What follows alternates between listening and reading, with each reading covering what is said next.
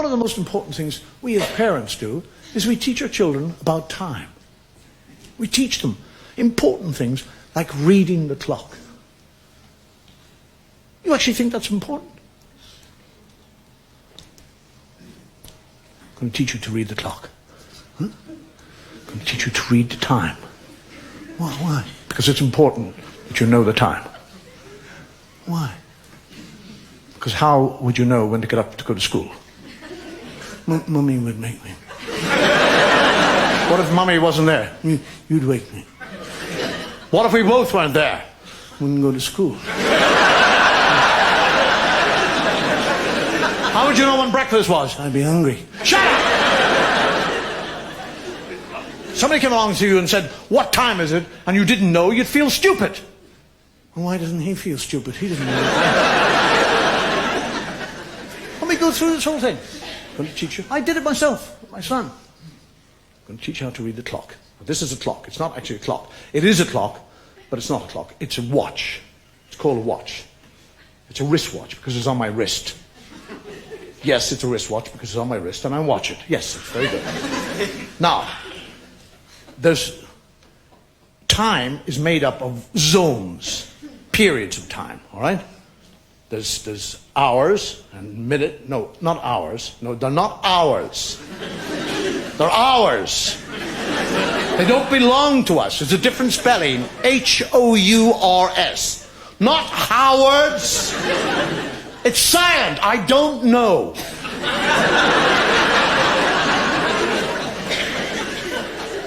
Now, on every day, there are 24 hours. 24 of these hours.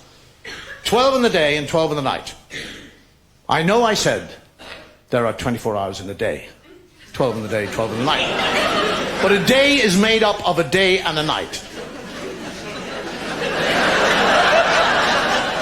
What are you, stupid? I couldn't very well say Monday night. Everybody knows when I say Monday, I'm talking about the 24 hours. Now shut up and listen. Now, on every clock or watch, there are 3 pointers. They're called hands, all right? They point to the hour, all right? You understand that? There's the hour hand. That's the first hand, the hour hand. The second hand is the minute hand, and the third hand is the second hand.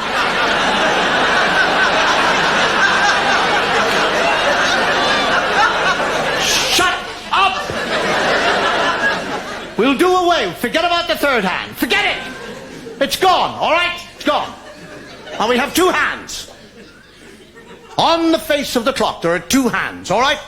There's the hour hand, which is the fat hand, and there's the thin hand, which is the minute hand. So you have a fat hand and a thin hand, all right? Fat hand hours, thin hand minutes. Right. Now, up the top of the clock, you see the number up there, 1 and 2. 1 and 2 is 12.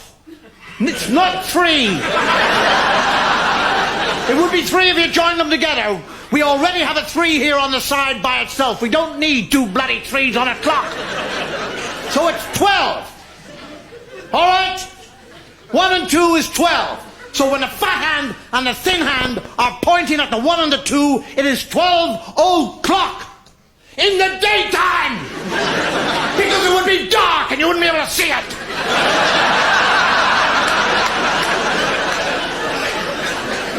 Now the thin hand starts to move away from the fat hand.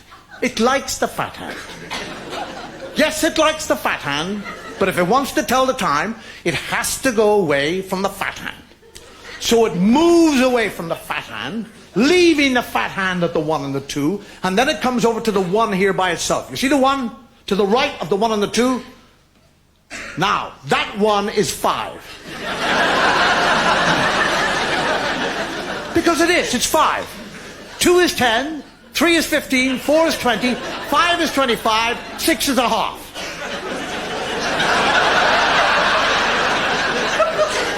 Half! Because 12 is the whole, so 6 is the half. 7 is 25 to, or 35 past.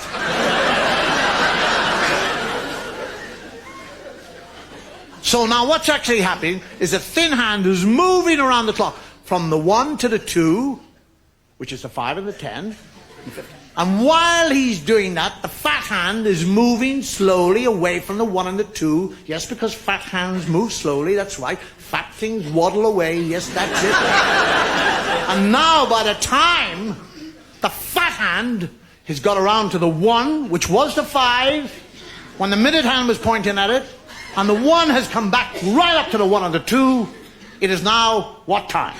It is not 5 o'clock. It's 1 o'clock. Because when the thin hand points at it, it's minutes. The fat hand points at it, it's an hour. Now you be a good boy and learn how to read the clock. And I'll buy you a digital watch.